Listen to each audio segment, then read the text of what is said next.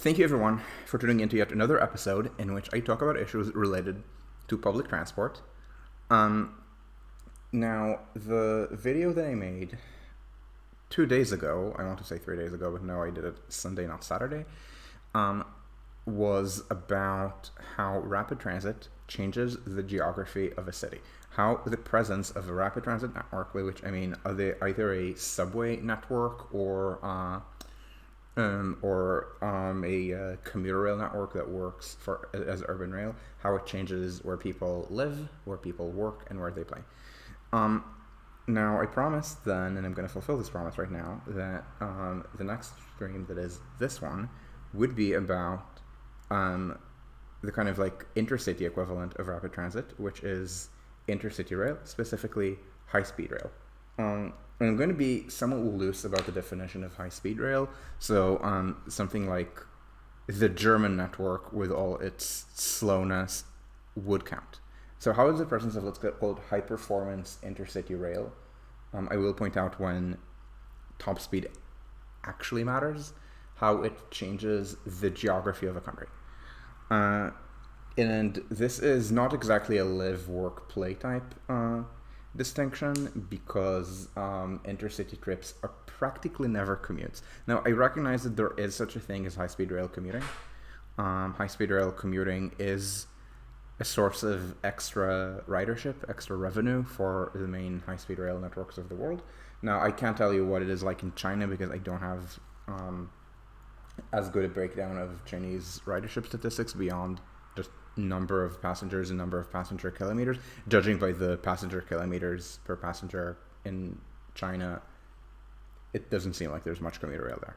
I also know that in general, China has a very weak commuter rail network.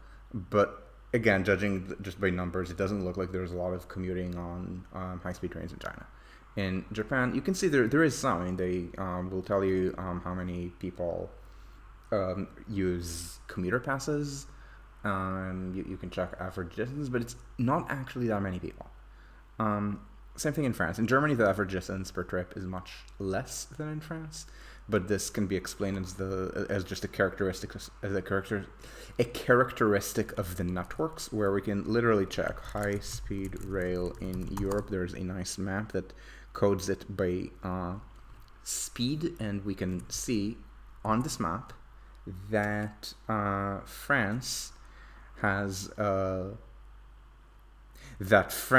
when it loads, thank you for loading, I love you, has a, you need to tell computers that you love them, that France has a complete network connecting Paris with nearly all of the important secondary cities of France: Lyon, Marseille, that's not Marseille, this is Marseille, Lille, Bordeaux, Rennes, Strasbourg, Dijon with like a little bit of a slow suction.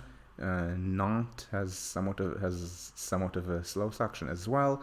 Essentially, the only two major cities that are not so connected are Nice and Toulouse. Toulouse, via the fast train to Bordeaux, is I think 4 hours. Nice is 5.5 from Paris.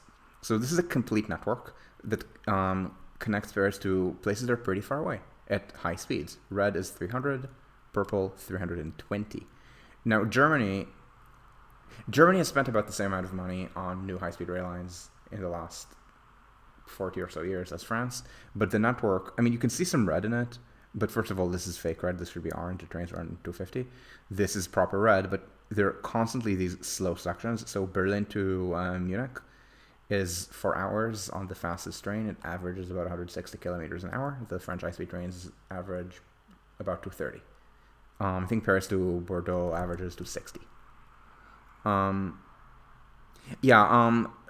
Right. So, okay. So I wouldn't say Paris/London. Paris and Madrid are actually very similar on this.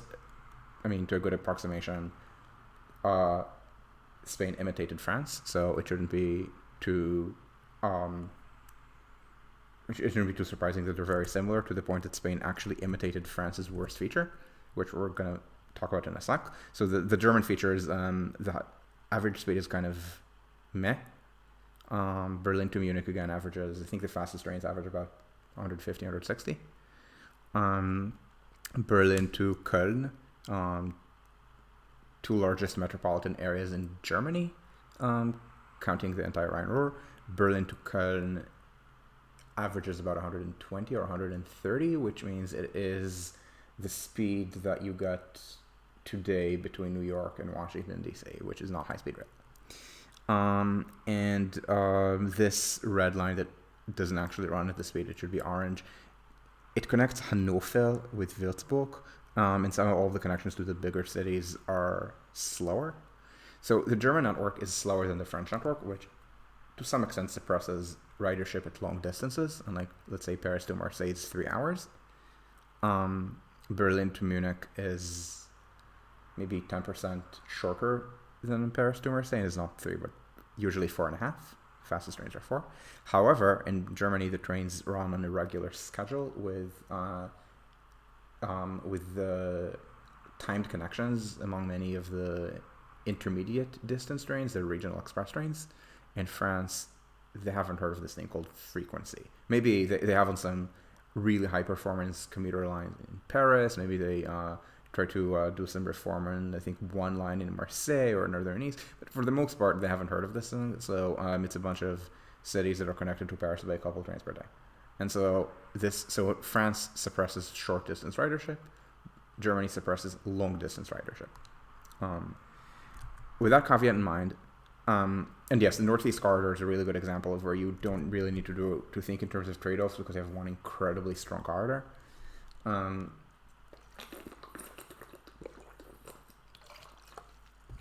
But the question is, how does this change the country? So again, I'm not going to talk about China as much, and the reason I'm not going to talk about China as much is I'm just less familiar with it.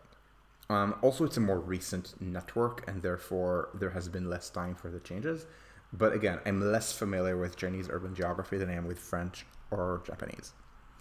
So, in the video, in last time's video, the video from 2 days ago, I talked about how the presence of rapid transit centralizes the city. The presence of rapid transit produces a city center, even in a place without high rises. So Paris is poor in high rises because Europe.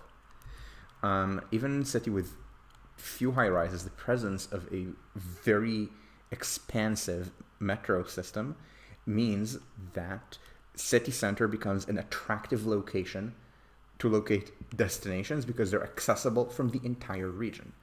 And so Paris actually has a pretty strong central business district. It's not high rise, but it's pretty strong.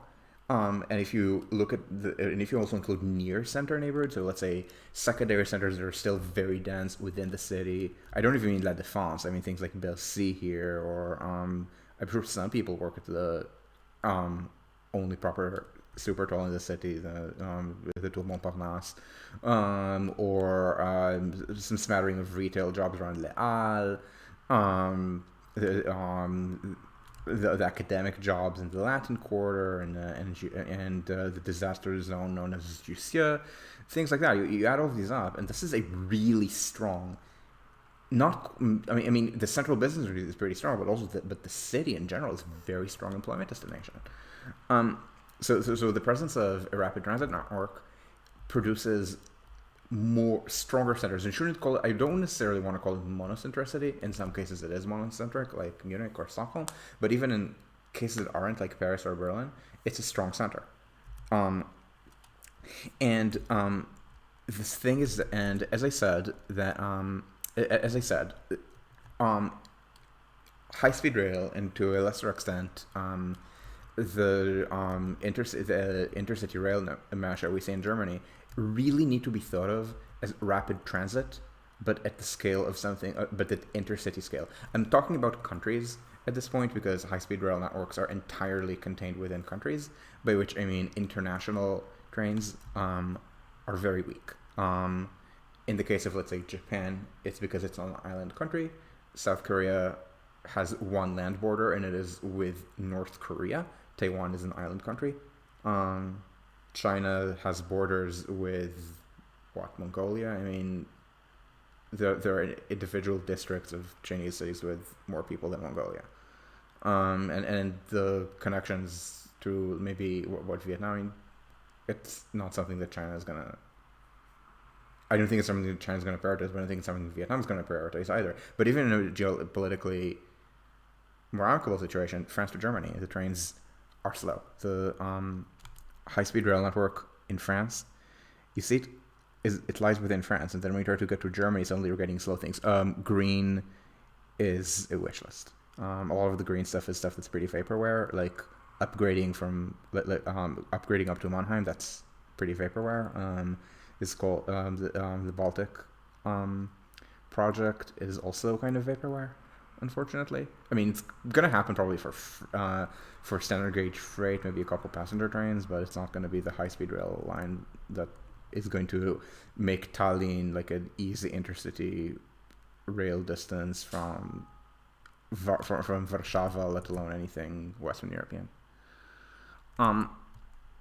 And so, and this is unfortunate. I mean, where the one place where it does exist is Eurostar / Thalys, but the fares are so high, and especially Eurostar has security theater that kind of isolates it from the rest of the network. So fundamentally, I would not say that even Belgium is really part of the French rail network, whereas most of France is. Again, Nice isn't, Toulouse maybe, but I wouldn't say anywhere in Belgium. Maybe for business travel, you have things like Paris to Brussels. But already to Liège, the average speed is kind of meh. Or to Antwerp the same. And so the question is really, how does high-speed rail change the geography of a country? And at least in the case of I don't think it can be. What do you mean? New York, Montreal, and Seattle to Vancouver could be unique, is the question. So when I think of New York to Montreal, I think of a vaguely, I don't know. I mean, I think of it as a vaguely French model, because of lines emanating out of New York, even if the crosstowns exist. This is the line. So I'm not going to show you I want to say I'm not going to show you World War III rail maps, but I mean, the most recently uploaded World War III rail map is from the 2nd of December, and so it's not a spoiler. Like, I don't pre-make the maps. But anyway, this is the map that I crayoned my first long video, which was, I think April 2021. It was just not recorded. I did not know that I needed to record. I thought Twitch auto did that for me.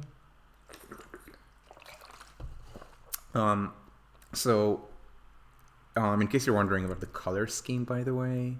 Oh, you mean that they're international? I mean, it depends. I mean, if people are trying to repeat the failure of Eurostar for US to Canada stuff, which is likely to happen unless border control in both countries, and I think it's mostly going to be the US's fault. Border control needs to get a lot chiller. Never hold a train at the border. If you do pre-clearance, don't try to bully the Canadian government into permitting American border control agents to carry guns and make arrests on Canadian soil. There's actually an ongoing diplomatic crisis between the U.S. and Canada over this for airport, I believe, pre-clearance, in which the U.S. insists that not only must its agents be allowed to carry guns on foreign soil, which is why there's no such thing with Mexico. The U.S. was open. The reason there's no pre-clearance flights from Mexico to the U.S. is not that the U.S. is not letting Mexicans on or something. I mean, a Mexican with a visa is okay, and it's going to be also for returning Americans. It's going to be fine. No, the U.S. insisted and Mexico refused because American guns are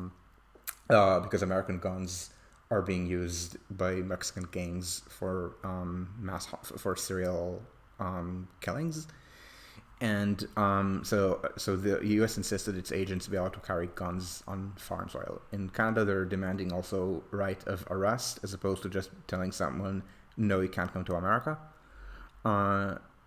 which in a way means that the United States treats solidly democratic allies worse than it treats Hungary, a country that is literally a traitor to NATO. So this is why. So this map, like the Canadian aspects of this, you should view as contingent upon the U.S. getting a lot chiller about the border than it currently is, unfortunately. And it's sad because Canada would provide value to such a network.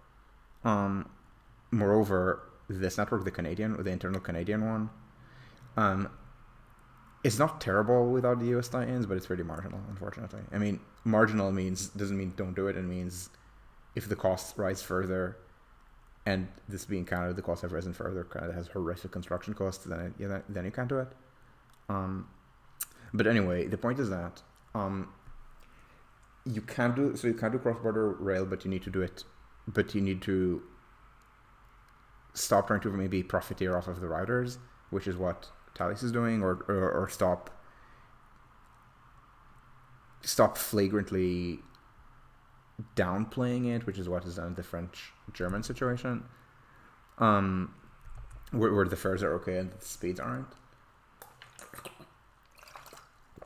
So anyway, this is about countries, and again, it's not where people live, work, or play, it's where people travel for business and pleasure.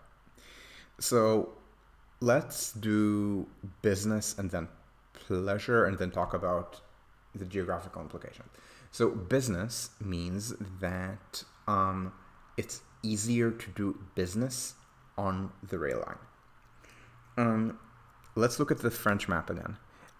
Even with the caveat that the different train stations in Paris don't connect, the map will not depict that, but Paris has 4 different high-speed rail stations: Gare du Nord, Gare de l'Est, Gare de Lyon, and Gare Montparnasse.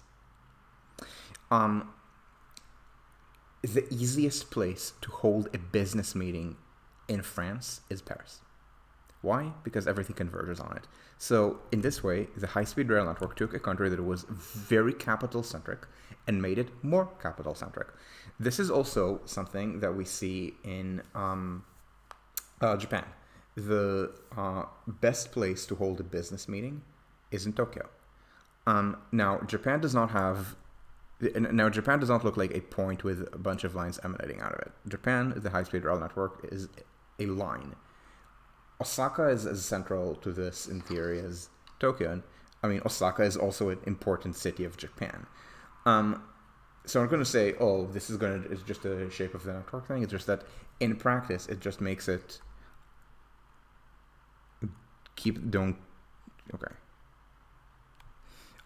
it's just that if you do high-speed rail, then it just makes it so much easier to have business trips to the major cities, to the biggest cities that are on it, and this often benefits the larger city, which would be, again, Tokyo or Paris.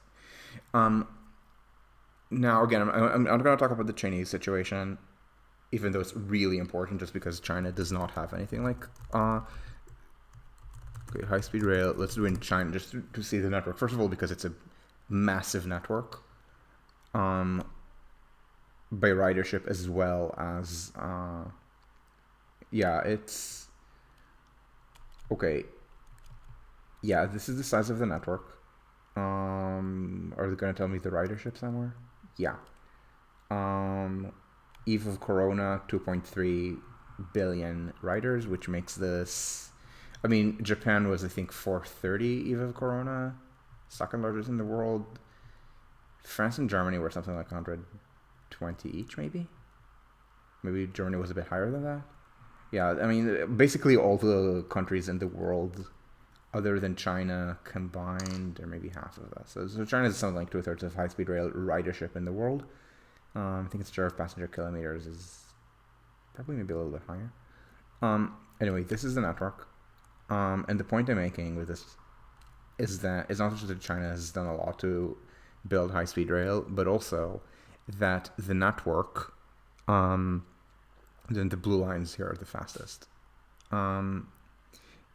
is not centered on one place. It's not centered on Beijing, certainly not on Shanghai. So I don't know whether, for example, the presence of this network has strengthened cities that are nodes of this network, and I'm going to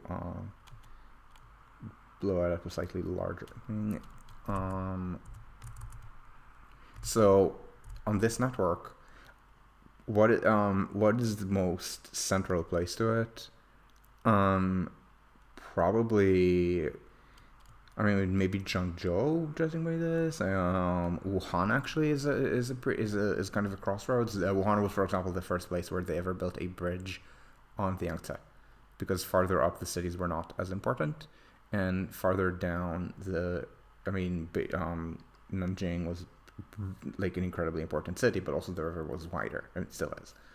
Um, so I don't know whether so obviously Wuhan was like a huge Chinese city even before, or was a huge city even before high speed rail, but I don't know if, for example, high speed rail would have made it stronger. I expect so, but again, I'm less familiar with China, and therefore I'm not going to opine as much about it.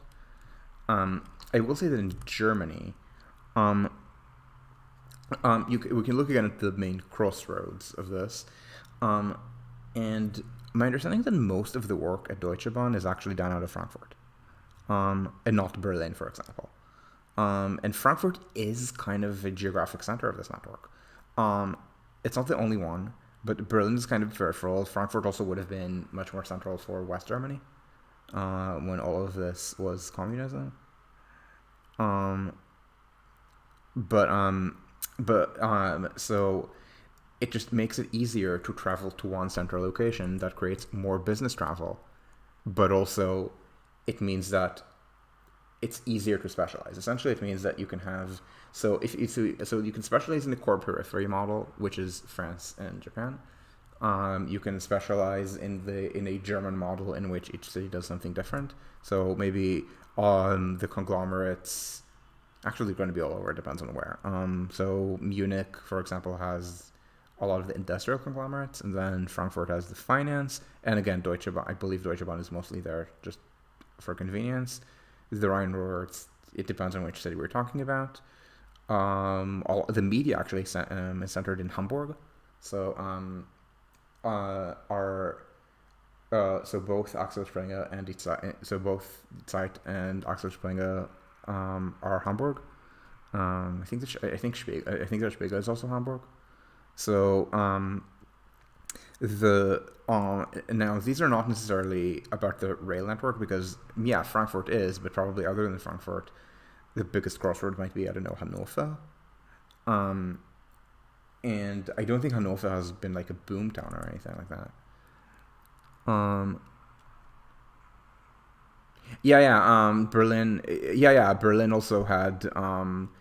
Berlin had difficulties. Yeah, because of the flights. But I mean, it wasn't just the flights. Okay, the flight. I mean, most people in the post-war era did not fly. Um, the networks that were formed were mostly national and not international. There's been a very slow process of Europeanization.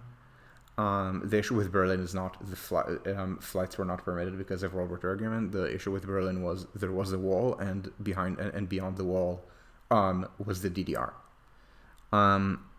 And this essentially kind of returned Germany to its, I don't know what to call it, maybe pre-unification position, in which most of the development was in the West, but also in the South, which was not historically a very developed region. Like Munich is very much a post-war industrial city, not a pre-war one.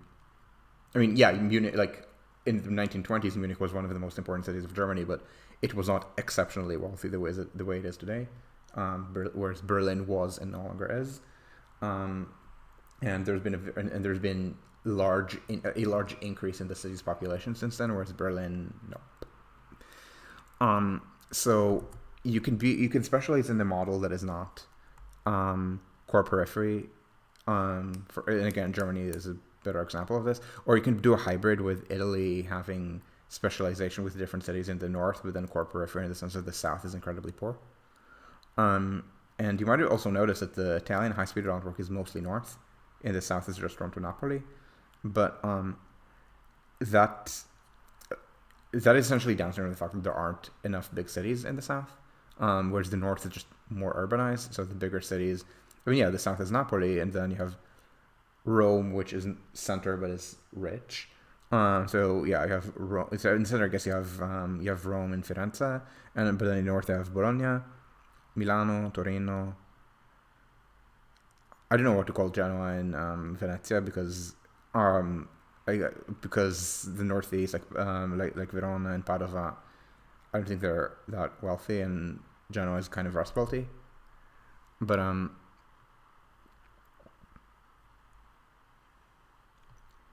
What do you mean in terms of intercity? It's not the best. In terms of intercity, Berlin is actually okay at this point. I mean, it's just German rails no less. But my point is that it creates business travel, but specifically because the business travel in the cities, corporations start citing themselves based on that. Based on the experience, and in the case of France and Japan, it reinforces the corporate free model which pre-existed in both countries. In Britain, actually, I expect this to happen also with high speed too. Now, bear in mind, England is small. Um, yeah, I mean, maybe in this picture, on this map, the Great Britain looks to be about the same scale as France. I mean, smaller but same scale. But very few people live in Scotland, so really we're talking about this area. England, Borners. I don't know if you're watching this. Hi, see what bit you are a spammer, and how do I? And I'm not going to reply to you because you are a spammer. I am going to instead.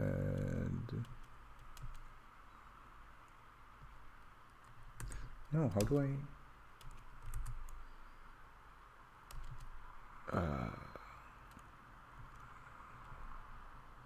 This is going to be a ban. Don't spam. So the issue is that corporations will locate where convenient based on the network. Now, high speed 2 is not going to be dendritic like the French network because it's just one line. So high speed 2 makes, but the thing is that high speed 2, I don't know if it's intentional, and it's one of the drawbacks of the system. Not the main one is cost, but one of the drawbacks here is that there aren't actually going to be good interchange stations that kind of create a center for the Midlands or the North, because note that note the way that it's going to work here. Okay, how do I do it so that my face doesn't cover the important bit? Like this, maybe better. So there's London, and the thing is, everyone's going to be closer to London in a way. So there's going to be more business travel to London. It's really important. It means that companies are going to maybe expect more business travel. Now, I don't know what it's going to do for working from home, because in the future I expect working from home to not be as common. So I don't know to what extent something like, oh yeah, you can stay in Manchester and then show up at the London office once a week. To what extent that's going to be a thing, this kind of semi-commuting. But certainly the companies with offices in Manchester will be able to interface with London more easily, which you would think makes Manchester a better job location, but no, it actually makes London a better job location. And the thing is, the way this network works is not really based on turnover. It's like kind of imitating France in a way. So for example, instead of going through Birmingham and then 2 points north, and yeah, losing a couple minutes to this, the idea is to build a new station in Birmingham. I think the cost of that is £1 billion, and then have it branch off, and then go on the main line toward Manchester and Liverpool. Manchester is, I think, new stations. Liverpool, they're going to use.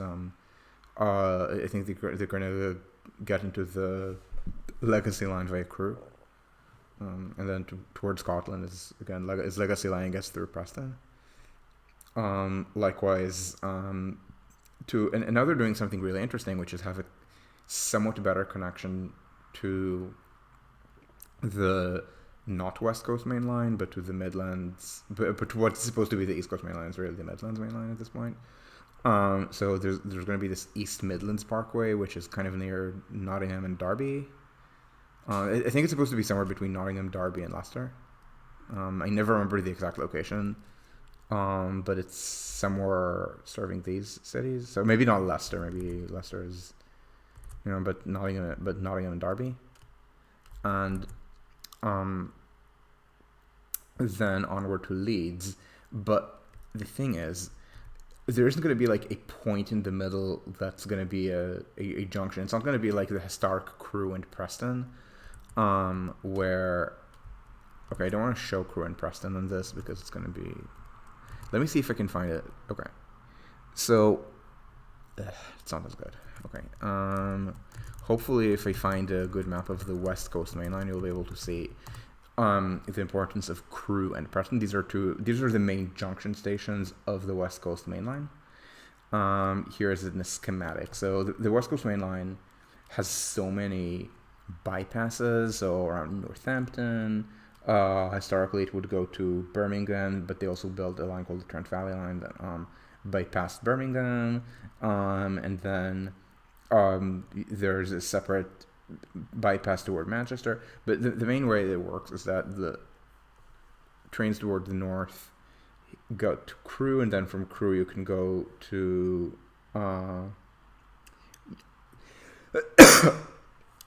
you can go to Manchester, you can go to Holyhead, which is where historically the ferries to Ireland would go if there's ever high-speed rail under the sea between the UK and Ireland. It's going to go by this.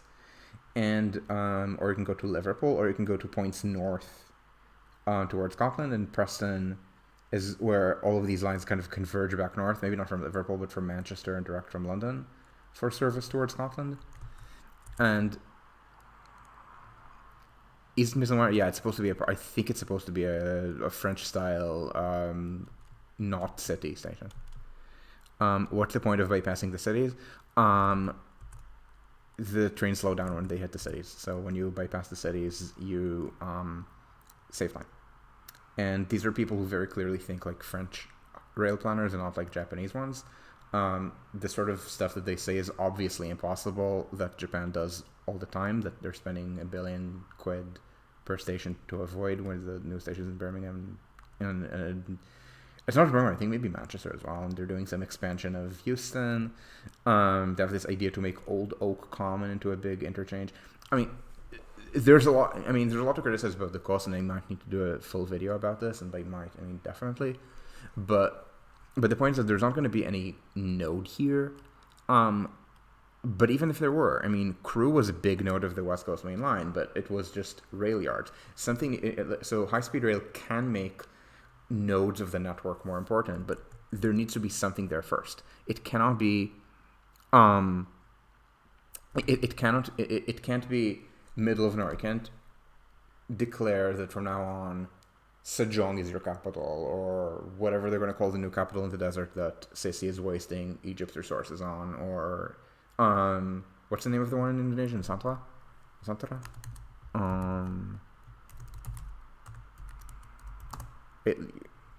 They're trying to. Is the capital still legally Jakarta, or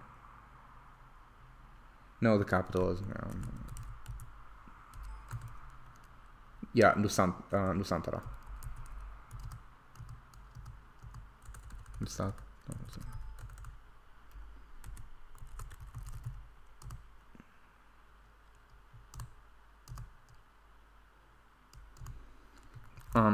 At any rate, so you can't just, I mean, yeah, you can build a capital and maybe it will even be a sizable city after decades of subsidies like Brasilia. But you can't just do it through like having a rail junction be there. I mean, the rail junction needs to build itself from something. So Crewe, for example, historically has never been it.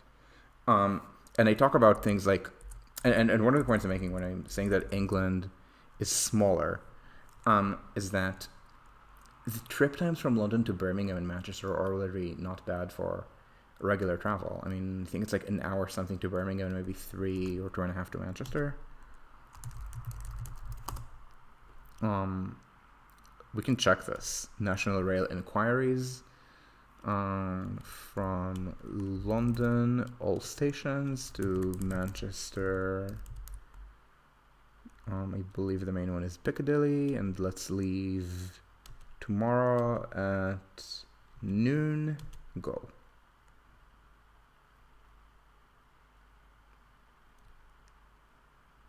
This is 2 hours.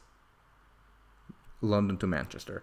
And this is without high-speed rail. This is almost the fastest not high-speed train in the world. I think the fastest ones are in Sweden, maybe. I'm not sure, but if it's not, it's like very close to it. So, a lot of the compression that I'm talking about, it's just really easy to be in Manchester and then business trip to London, and this makes London a stronger center. That's already happened to a very large extent. And note that it didn't happen in Birmingham, even though Birmingham actually has better connections to Manchester in the old network than in the new one. So this is not you pick a station and then it becomes important. You can't do that. It needs, again, to build itself from something. And I guess this is the capital city factor of high-speed rail. It changes the geography of the country.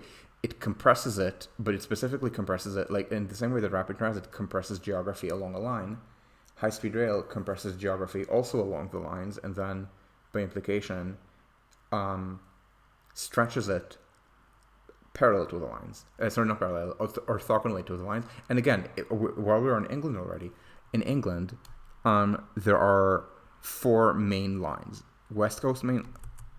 Sorry. In England and in the United Kingdom, in Great Britain in general, there are 4 main lines emanating out of London. West Coast main line to Birmingham, with various branches. Birmingham, Manchester, Liverpool, all the way to Glasgow. Second biggest is East Coast main line. It's this one. It's the one coming out of King's Cross for people who have not read another book. Going toward York, there's a branch to Leeds, and then the main line was Newcastle and Edinburgh. Great Western Main Line, which is to Bristol, and then you can go to Wales or to the southwest. And Midland Main Line is the yellow line between West Coast and East Coast, which serves Leicester, Derby, Nottingham. It also gets to Leeds, but this line is not very fast, so Leeds is faster via East Coast. And then things like Sheffield, again, Nottingham, and so on are Midland. So travel has to some extent been compressed along these lines while becoming, by implication, more onerous orthogonally to them. And so, for example, there's an east versus west difference in the same way that there's a kind of east side versus west side distinction within Manhattan owing to the north-south characteristic of most of the subway. And now this is something that people in the UK realize. I don't need to tell them that, you have a big West Coast Main Line versus East Coast Main Line distinction. There's a project to improve connectivity between them, and even high speed 2 glances at that by having this connection between Birmingham, which is the West Coast Main Line, to Midland cities, to East Midlands cities, which are on the Midland Main Line, and then to I don't know if they're going to stop at Sheffield, but it Leeds. And then I guess the arrow means you're going to go to York or something, York or Newcastle. But there are also plans to improve connections, for example, between the core of the Northwest, so Manchester and Liverpool, and the core of Yorkshire, so Sheffield, Leeds, York. It's just that essentially it's all bogged down in extremely high British construction costs, but this is something that they understand is a problem. And High Speed 2 is, again, going to reinforce that. I think at one point the plan was to have like a weird thing that goes Manchester to Leeds as well, and then the plan was changed to this one. Again, it's easier if you can build a bigger network. Britain cannot because of high construction costs. Yeah, exactly. There were these plans, and then they've been reiterated on until it's the current one. And every time the cost rose.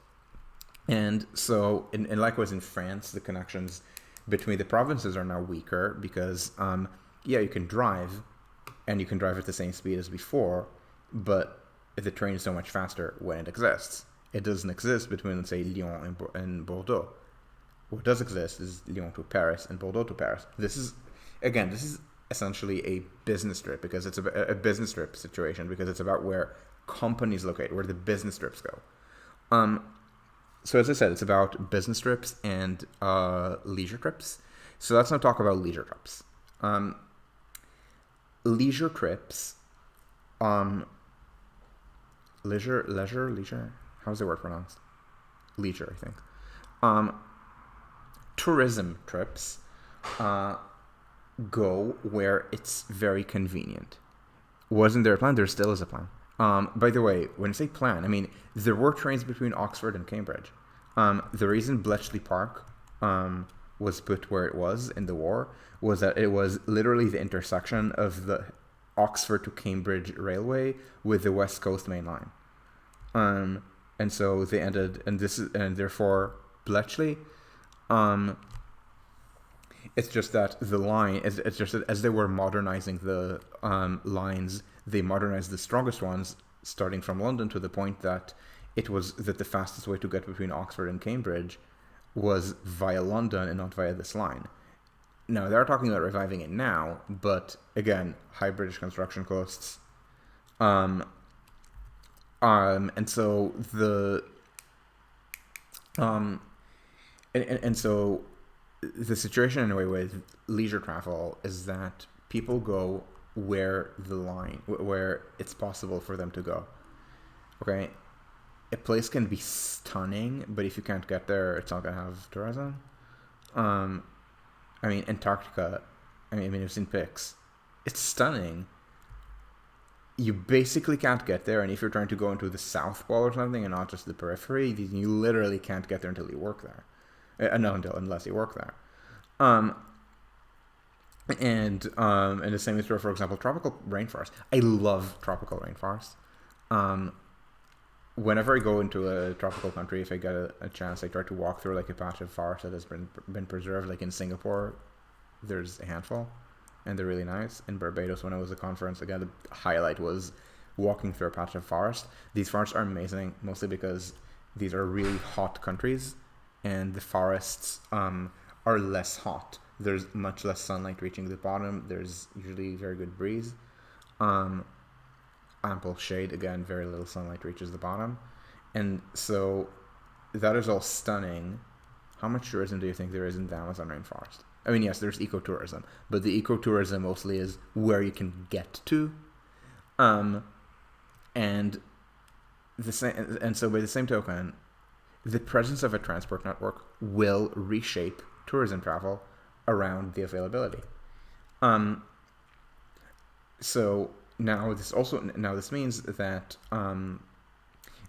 this means that when the line happens to pass through a pretty place, that pretty place will become a tourist destination.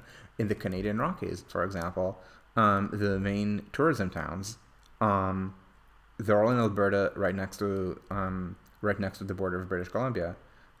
It's Banff, Lake Louise, both in the Canadian Pacific, and in fact, the Canadian Pacific Railway developed Lake Louise, with owning its own hotel, and then on the competitor Canadian National, they did the same with Jasper, and so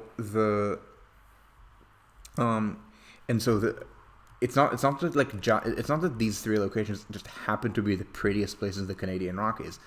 They didn't give a shit. No, these are just the places where the railroads went through. Now sometimes the railway does pass through a genuinely unique location, also in North America, Niagara Falls. Niagara Falls was Niagara Falls is objectively very pretty, right? However, through the serendipity of the route between Albany and Buffalo being literally the flattest way to get from the East Coast to the Midwest, north of Atlanta, this became the second most important rail artery in 19th century America, the most important being the Pennsylvania Railroad. This was the New York Central. So the New York Central gets from New York to Buffalo. Obviously, it's also going to have a bunch of branches, let's say, toward Canada.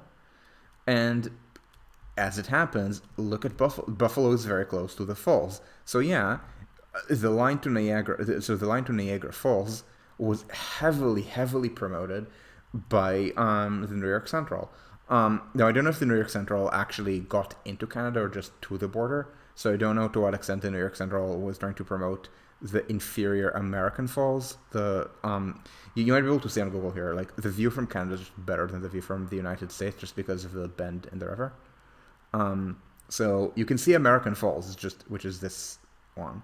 It's just less nice than being able to like walk like on the I don't remember the name of the street, the main kind of promenade that you would walk on in Niagara Falls, Ontario, and just you literally can see Horseshoe Falls here, Horseshoe American, Niagara in general.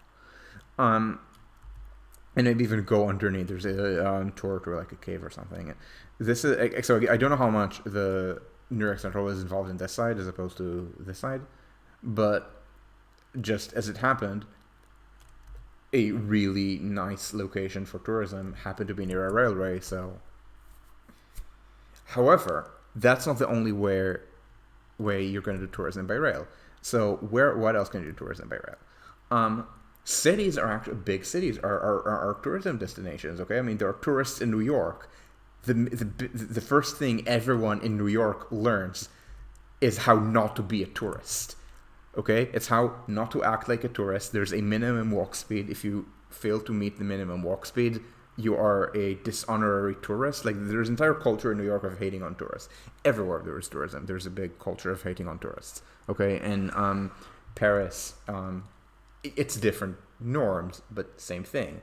In the Riviera, you had a different set of norms, and I assure you that Parisians who hate the tourists' breathing guts are then tourists in the Riviera, and all the locals hate them. And so, the point of a very strong intercity rail network is that it encourages you to be a tourist where there are good rail connections. Maybe the railway goes near places that are just, I don't know what to call them, objectively pretty, like the falls. Maybe it's maybe it's a natural landmark that is not as unique but is pretty, and the railway passes through it. Again, the Rockies has a bunch. The Rockies have a bunch. I give you the Canadian examples. There are also some American ones, like Glacier National Park was heavily promoted by the Great Northern, the American Great Northern, distinct from the British one, aka the East Coast Main Line. So that is a thing. This is more thing for historic railways, just because historic railways expected people to actually travel by rail at transcontinental distances, and today they don't. However, and also it was easier to make stops. But I mean, you can try to get to a ski site from a Swiss railway. I mean, it's not going to be a high-speed railway, but from a medium-speed Swiss or Austrian railway. They also encourage tourism in non-natural. Yeah. So the Catskills and the Berkshires are a good example. But the Catskills and the Berkshires, I'm gonna get it wrong when I constantly when I need to say Berkshire in America and Berkshire and Berkshire in Britain. But anyway, but these, I don't think they were railway based. Maybe historically, yes, but at this point they're but I wouldn't call them intercity distance. They were mostly just driving distance. And mass tourism in these, just a numbers game, would have developed by car more than by railway. And I would even argue that the same is true for the Hamptons. Like, yeah, the Hamptons have a couple daily trains, but for the most part, I don't think that the tourism to the Hamptons, first of all, I wouldn't call it intercity, but second, I think it's more car. It's more about the car than the train. I mean, the train exists. The train can reinforce this, but it's, I think, more by car. So tourism by train, which is something that's really important to me, just because people keep saying, well, how can I, if cars are banned, how can I do tourism in wherever that's only accessible by car? Well, you will do tourism elsewhere, which are really good accessible places. So as I mentioned, sometimes its natural beauty that just happens to be near a train. Maybe it's unique natural beauty like Niagara. Maybe it's very nice, but let's face it, not unique natural beauty. Actually, the best example that I think in the northeastern U.S. is not is actually not even intercity. It's I shouldn't say close to home. I don't live in the city anymore, but it's the Hudson Line, because the Hudson Line is literally on the Hudson, and it's incredible and it's gorgeous. Like I mean, the reason people move to all these towns is because they're wealthy towns with excesses of money for their school districts. But as it happens, when they take the train down to their Manhattan jobs, they have a stunning view of and across the Hudson. So that's a kind of rare example where the trip from the train is probably prettier than getting off the train and walking around. I mean, if you get off at Sleepy Hollow, then you have that. But I mean, I don't think that, let's say, Austining or Dobbs Ferry aims to be a tourist destination. It's just that the train itself is pretty. This is This is usually not. This is usually not something that you would do on a high-speed train, though, because the high-speed train. So on a line like this, I mean, what they should do for high-speed rail is use the Hudson Line around here, and then as soon as they have, as soon as they're going to not have to do 30 kilometers of tunnel under suburbia, so around here, just tunnel under, and get to an inland route, and yeah, you'll still need to tunnel through the mountains, but it's going to be 7 or 8 kilometers, not 30 of tunnel. And then usually the view is less nice. I mean, sometimes you can see Mount Fuji from the Shinkansen, but usually you can't get as close. So usually the point is to get off the train and walk around. Now, I mentioned Sleepy Hollow. The United States very rarely has places like that, and usually it's the places that were settled first, so very East Coast. So Sleepy Hollow, maybe a handful of New England towns like Salem or Plymouth or Providence. However, I don't live in the United States, thank you very much. And so over here, we have a surplus of these picturesque little towns with their farmers markets that have overpriced goods, some of which are like unique farm to table kinds of cheese that you can't get elsewhere. And somehow you can even pay prices for these unique cheeses that that will not make you feel cheated. And yeah, exactly. And so this is where railways are really strong. And the reason is because these are picturesque towns that are mostly touristy for their historic value. I don't want to judge, but the location of, let's say, Dessau is completely bland. Okay, or the location of Magdeburg, or maybe Rostock is near the water, so maybe it's technically not meh, but I mean it's not the only place in Europe with a coast. So the issue is that there might be a historic castle, or there might be a historic city center to walk around. Historic, by the way, doesn't have to mean medieval. The historic can be pretty can be later, can be like early industrial, early 20th century or something. Leipzig actually has a lot of these little courtyards that in Berlin haven't survived in city center except for Hackschamacht.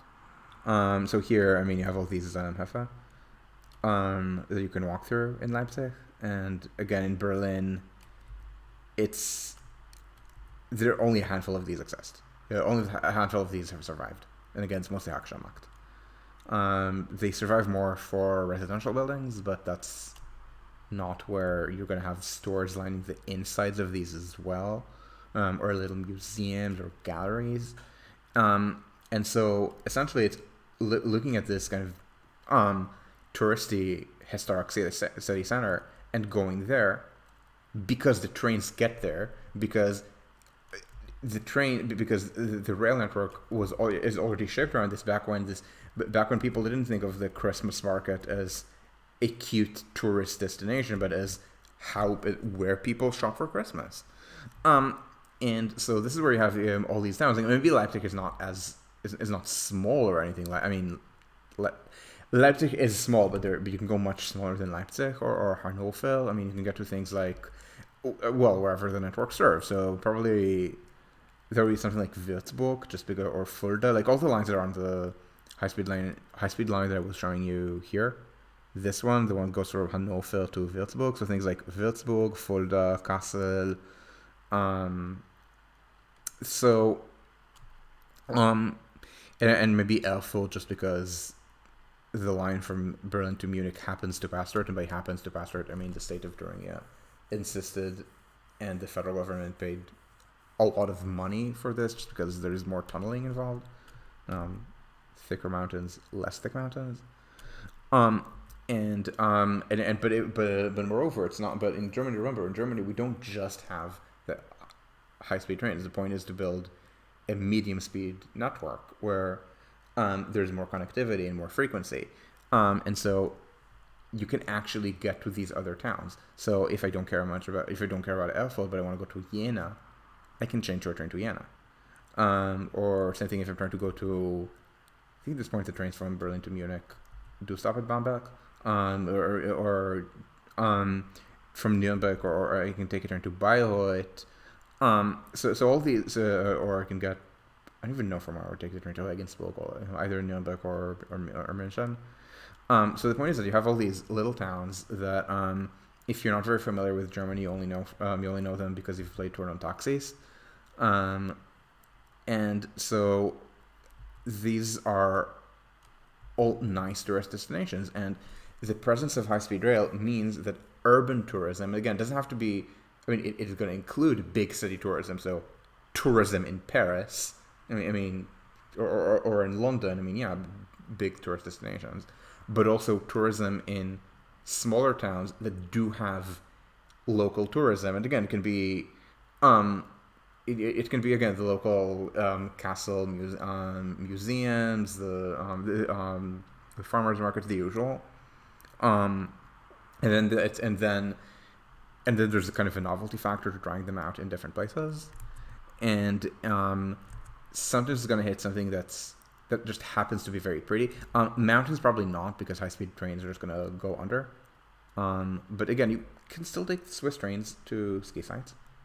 Um, the Riviera is, I mean, the Mediterranean coast is not very good for this from Northern Europe, just because, again, mountains. So you can get from Paris to Marseille, but the actual tourism is not going to Marseille, it's going to the Riviera, which is here.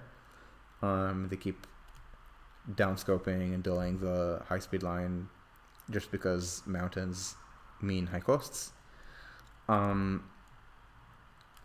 I guess in theory you could do, I mean, if there were a pan-European network that you can get from most of Germany to Milan, so there would be more of a, so that would maybe encourage more of a change in tourism geography toward pan-European trips. So there would be, again, Germany to Milan, if you're willing to spend more time on a train, Germany to Rome, Florence, Venice. Again, big tourist sites.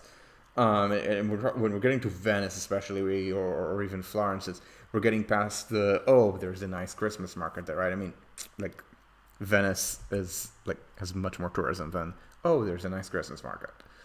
And I mean tourism in the sense of volumes, I mean things to see, and the same is true of Florence. I mean, yeah, there are nice markets, and also and also original Renaissance art.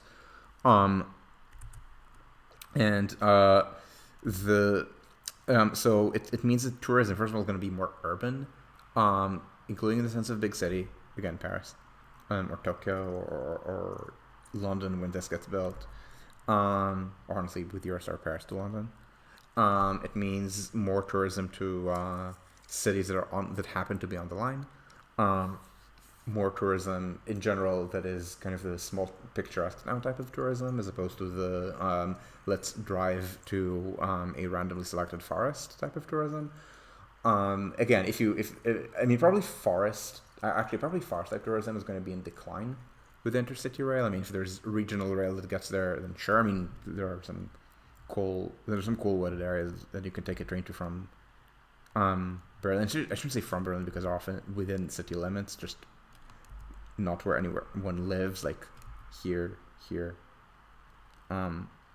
here.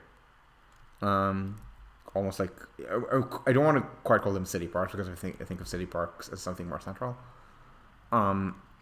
But essentially functioning like city parks. More tourism that's based on again, if some area of actual natural beauty happens to be on a line, then there can be a stop there or a stop to something that connects there. Which could be again an example maybe in the Appalachians, definitely Niagara Falls. Very strong case for high speed rail there. So this is good. So by the way, the current that I drew here is so in case it's unclear how it's set up, I'm basically entirely ignoring the American side of Niagara Falls and just having the train cross the border at Buffalo, and then have a stop. Instead of having the where the train stops now, which is Niagara Falls, New York, and the Niagara Falls, Ontario, the idea is to stop as close as you can to the falls, which is not here unless you're tunneling, which you shouldn't. It's here, and then you take a bus shuttle or something. Close enough that you can do it. It's not that hard.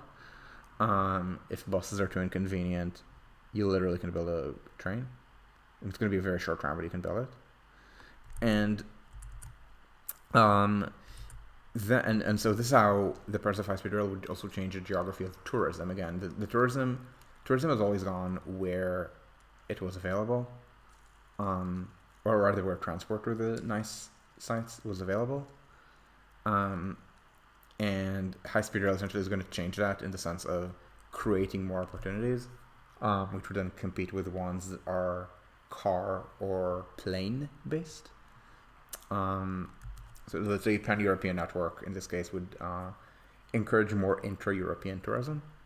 Probably not to Alicante, just because Alicante is essentially airplane tourism, but I mean something like Barcelona, just because it's closer to more of Europe. Again, Italy, maybe not southern Italy, but Rome is sufficiently unique, but I mean probably Venice, closer to northern Europe, Milan. And so this is the impact on where people travel for business and where people travel for tourism.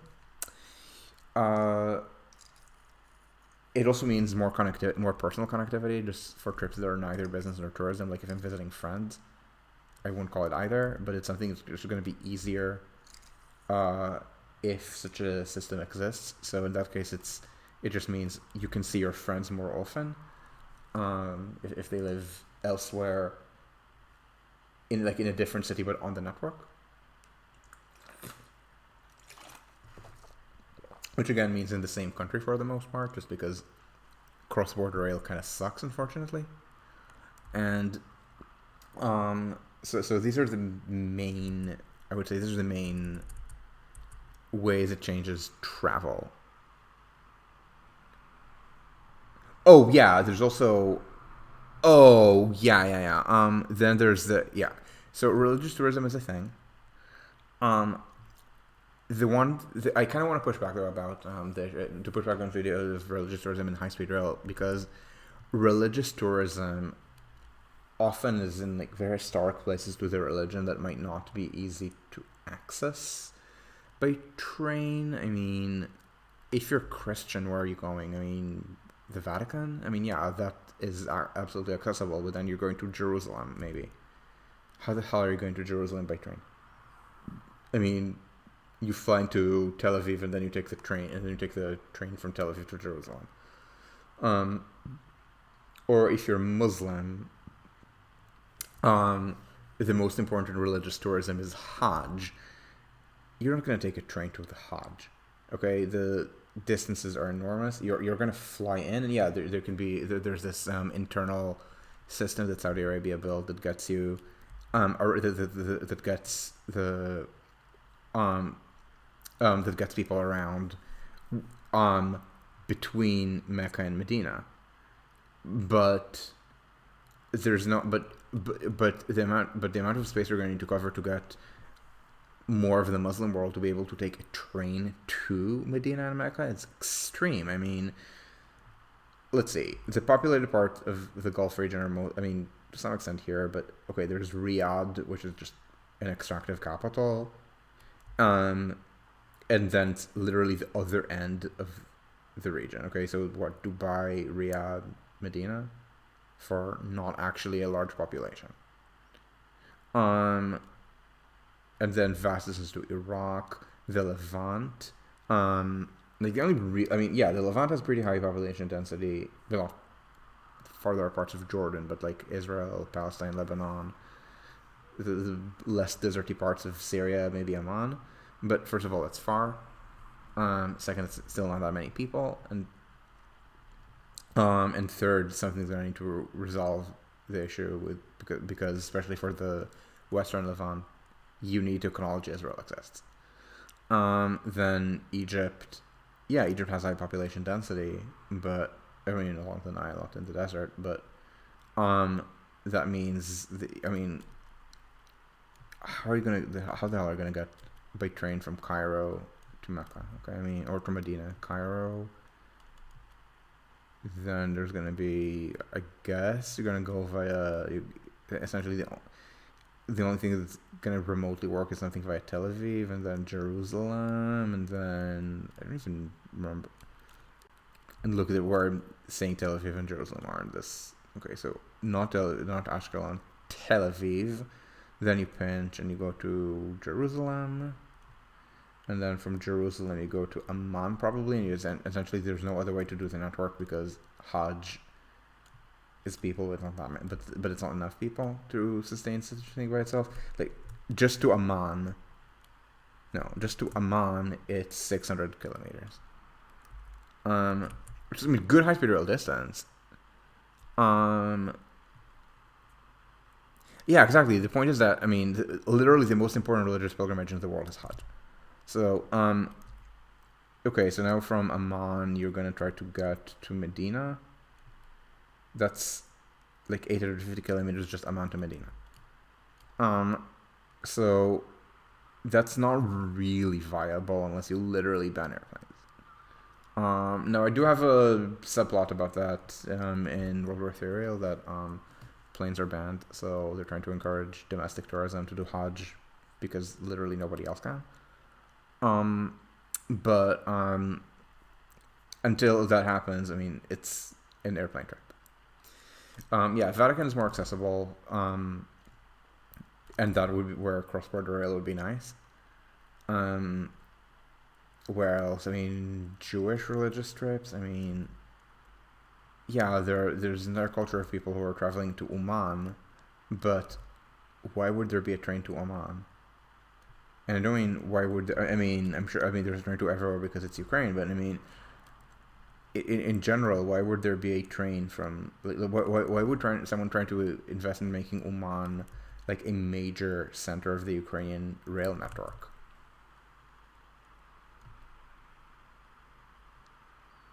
Can you cut through Eilat? Yes, but why would you?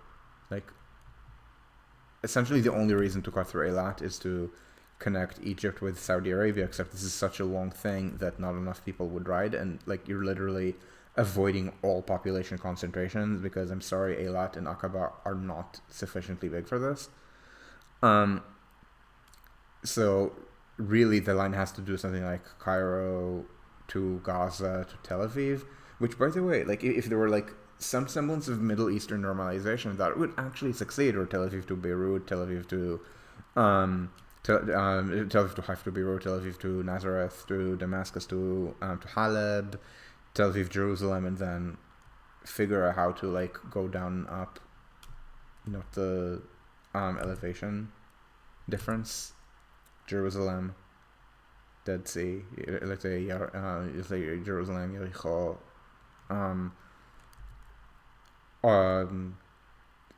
river, and then back up to Amman. But if you can figure out how to squiggle to climb down and up at a reasonable speed, then that's not actually that bad. I mean, the silliest thing is you can like there are so many flights from Tel Aviv to Amman. Like Jordan hasn't fully normalized with Israel, but it has normalized a lot more than Egypt.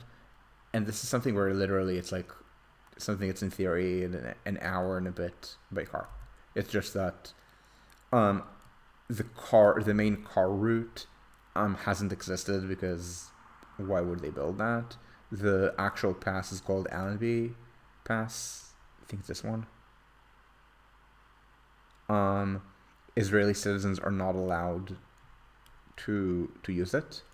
It is exclusively for, or it's this one, I guess. It's exclusively for for foreigners.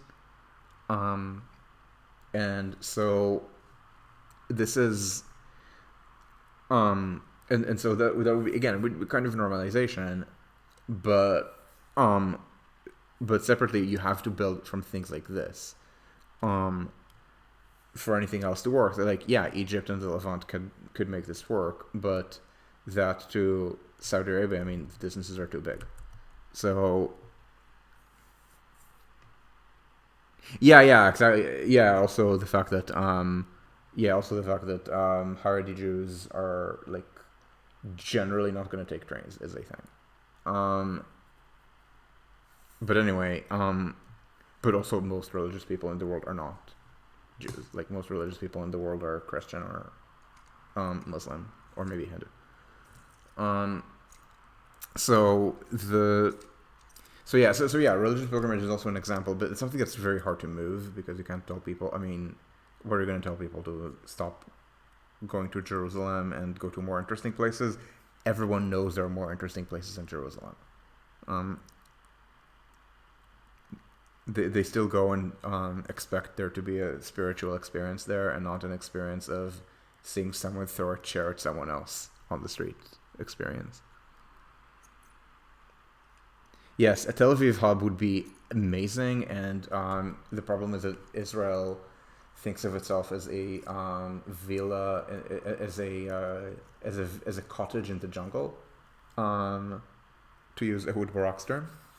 And this means it doesn't think of itself as like the center to its surrounding countries the way Singapore is. It thinks of itself as a little outpost of civilization amidst a sea of Arab barbarism that nobody ever has any reason to interact with, and therefore doesn't actually try to cultivate economic normalization.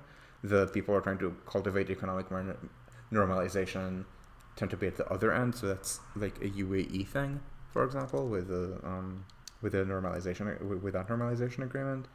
And mostly the normalization agreement is just about open sales of surveillance technology, so that they can um, solve the bones of various dissidents and advocates more efficiently, or like figure out who to solve the bones of. Um, yeah, exactly. This is like, yeah. So I don't remember who. So something that Christopher. So it's something that Christopher Sabla, the historian of migration, explained to me once that that an entrepot needs to have a good relationship with its hinterland, which is something that no, which is something that can happen even with a lot of political contention. For example, Hong Kong, um, quite a lot of Chinese um, I don't know what to call it, redevelopment or opening up happened specifically through proximity to Hong Kong, um, which let Hong Kong thrive as an entrepot even uh, before the handover. Um, and even like before then there were like agreements to essentially let it stay even though it was indefensible. Singapore has extremely exploitative and unequal relationships with its neighbors, um, but Singaporeans don't think of themselves as a cottage in the jungle or a villa in the jungle. They think of themselves as the natural masters of the jungle. And yes, Singaporeans probably hate Malays and Indonesians with probably about the same kind of sneering that Israeli Jews do Arabs. Um, but again, it's a different mentality and just again very exploitative, but actually existing relationship. And Dubai obviously has a very positive relationship with its with the surrounding cities that became a financial center to. Yeah, if you were a tourist, yeah, you could do all of that, except that that requires an actual working economic normalization between Israel and its neighbors, which Israelis are completely uninterested in. Um, and so anyway, in so the, but by the way, we're talking about entrepots. I mean, London has kind of been the entrepot of Europe in the last couple decades, and is rapidly losing that status just because of the contention of Brexit. So a lot of the companies are moving away. I think Amsterdam is the favorite place to move to just because it speaks English. So it's winning out over Paris and Frankfurt. And also Dublin, which also speaks English but is peripheral, not as big, and not actually wealthy. And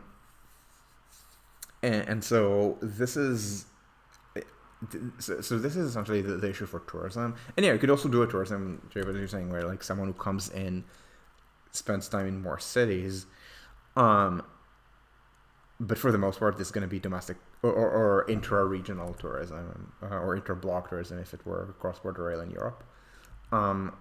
So most of the people on the TGV are not foreign tourists who are spending time in multiple cities. It's actually a really big analytical problem in the United States that Americans who take a high-speed train in France are likelier to take Eurostar than a domestic TGV. So they keep talking about how nice it is that Eurostar exists, but it's kind of clunky and it's really expensive, and then they assume it's a common feature of high-speed rail, and they say, oh, well, yeah, it only has 8 million or maybe 11 million with the trains to Belgium.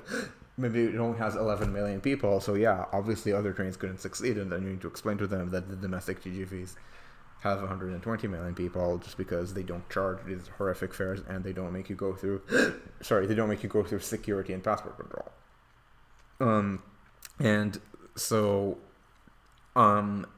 most of it is going to be about most of it is going to be travel of a couple hundred rather than a couple thousand kilometers, and yeah, it's going to change tourism. It's going to encourage people to do more domestic tourism and less long haul flights that contribute a lot to climate change. So anyway, I'm going to take questions. 8:45 is a hard stop, but but if people don't have too many questions, we can end earlier. Yeah, Eurostar is run by UK border shit, but it's not just UK border shit because there's no UK border shit between France and Belgium, and yet the ridership between Paris and Brussels is much lower than between Paris and Lyon, which is an artifact of prices that are designed to stiff business travelers and push away everyone who's not a business traveler. It's a big problem with cross-border rail in Europe.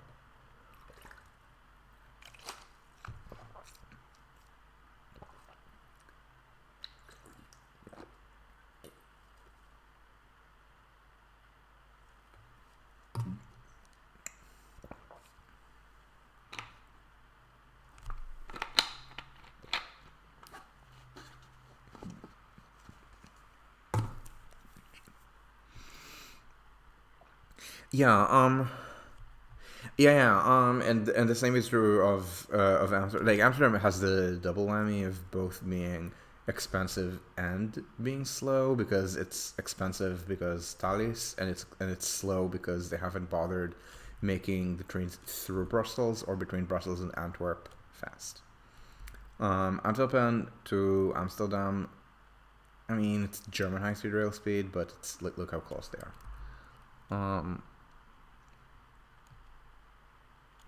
Like this should be doable in less than an hour. It isn't. This should be doable in in an hour, and it very much isn't.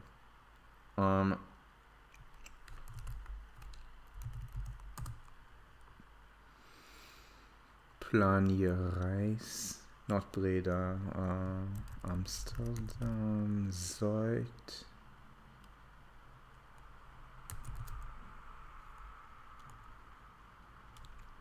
To to Bruxelles Midi. Not Vandaag. What is wrong with this language? I mean, I get this, and yet something about the Dutch language, like the Dutch spelling, always feels weird to me. Yeah, that's because the blue banana does not exist. The blue banana is a work of fiction, invented by someone who was trying to complain that France was not doing as well as England, uh, the Low Countries, Germany, or Northern Italy, and nothing since that was published has given any credence to that theory. Quite to the contrary, for example, French economic growth has been better than Italian economic growth, and no, it's not the South dragging down the North. The North has also been. What is your problem?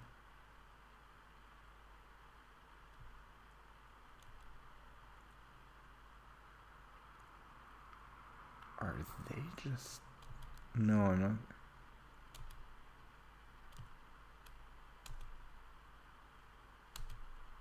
Zuckers.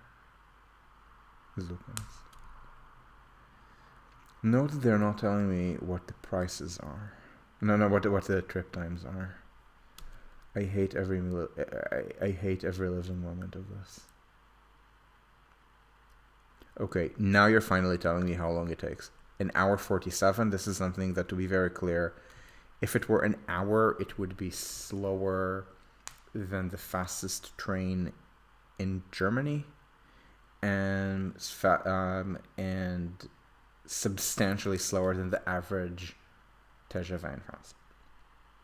No, it's not going to be a little slower than average train in Germany, probably about the same as average train in Germany when you go through these.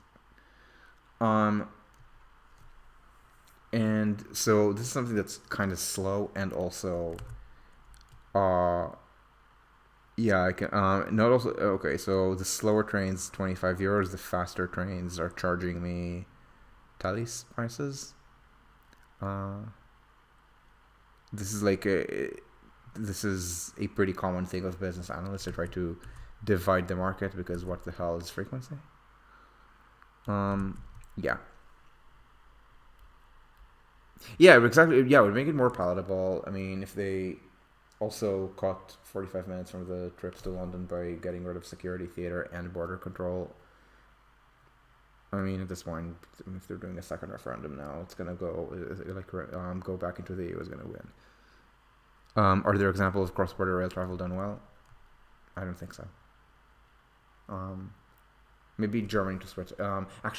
Maybe Germany to Switzerland and France to Switzerland. Um, but there are lots of caveats even on that. Yeah, UK and Schengen on the euro. Abolish the House of Lords, which Labour is actually looking into, figuring that unless the UK is going to get an economic miracle in the next 2 years, the Tories are going to have, I don't know, 100 seats in the Parliament. So Labour can. So at this point, the biggest threat to Labour is going to be factional infighting, which is something that Labour is really good at. It's kind of like how, other than, I guess, Hitler, who killed everyone, the biggest killer of communists was Stalin. It's kind of the same with Labour.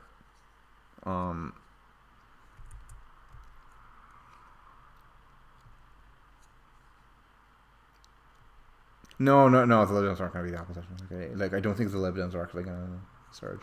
They're going to fight with the Tories for the same kind of voters. Yeah. Czechia to Slovakia. Interesting. Okay. Yeah, I don't actually know where the trains are like in Slovakia, because I've never been there. I've only gone as far east as Prague, so I don't actually know whether Prague. I mean, I know that they do an internal tax from Prague to Brno and to Ostrava, but I don't know what the trains from Prague to Bratislava are. I guess check in the night. As I said, I have a hard stop in a couple. I don't remember. It's CD. Yeah, it's cd.cz. České dráhy. No, I do not want to allow your cookies. I have cookies at home. Bratislava tomorrow, and let's try to leave at noon. Search. For reference, it's gonna be about 200. It's gonna be 330ish, 340. Okay, this does not look like the trains are fast. What the hell is What the hell is wrong with us? Okay, because if you're telling me that I need to spend 4 hours on, if you're telling me that there's a train every 2 hours, and it takes 4 point something hours, that's not fast trains. I'm sorry. Oh God, they're not going to tell me the regular jet. Oh God. Why? What they? No, seriously, just nationalize all of these. Just Eurail. Don't bullshit to me about from Prague main station to Bratislava main station, departure, let's do in a week, and search. 4.5 hours, yes. No, it's a handful of trains per day because what is, yeah, okay, no, these are not good cross-border trains. No, Labour yeah, what Labour should replace the House of Lords is with nothing. Like you don't need an upper house. The upper houses are bullshit. Just let Parliament run itself, please. Like the main purpose of the House of Lords is to waste money.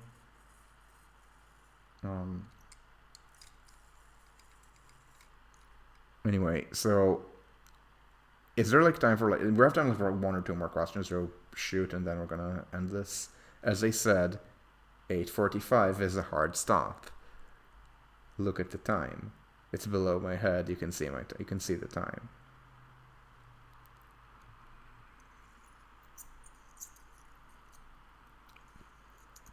No, it's not actually better than the Senate. The only way in which the House of Lords is better than the Senate is that it's powerless.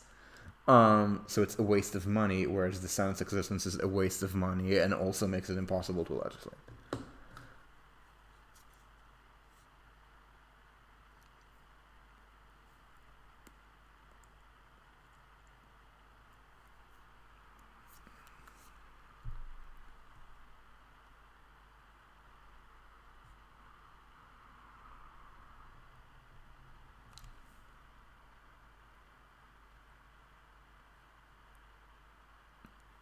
Which, for the record, the House of Lords also did until the obstructionism got to the point that the Prime Minister convinced the King to tell the House of Lords to muzzle itself, or the King would do that. Anyway, is there a question? Because if not, we can just end this.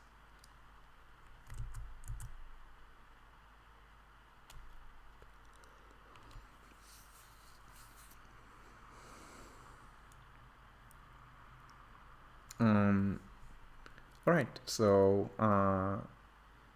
if there are no more questions, then thank you all for watching. I will see you, I think, on Saturday. I mean, it has to be Saturday because Sunday is D&D game.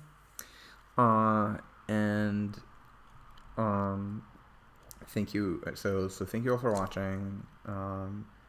Tune in to, I don't even know what I'm going to talk about on Saturday. I'm tempted to just talk about High Speed 2, but who knows. There are other things to talk about. So anyway, thanks guys. If you're watching this on YouTube, it's YouTube. If you're watching this on Twitch, it'll be uploaded. And until then, ciao ciao.